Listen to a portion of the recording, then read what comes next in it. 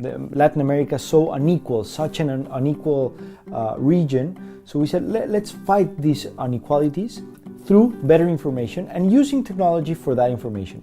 Technology would democratize the participation and the ideas of power in Latin America. So how do you use the platforms of technology to facilitate that conversations? Young people are using technology in order to exchange their ideas, communicate easier, and also they want to have a direct communication with their representatives. They're seeking for more horizontal, transparent, and more engaging relationship with their politicians and their public servants.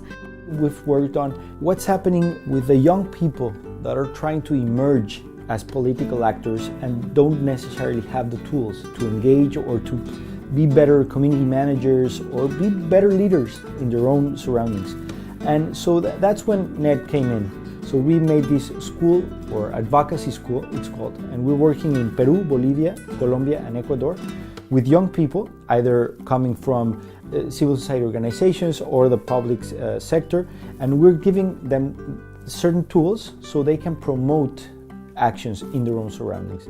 And we started working with young activists in order to identify gaps between organization, the knowledge sharing among themselves regarding what were the dilemmas that they were facing within democracy, what were they thinking about what political innovation was, and also finding the ways to really put their voice out of what they were proposing for the general public.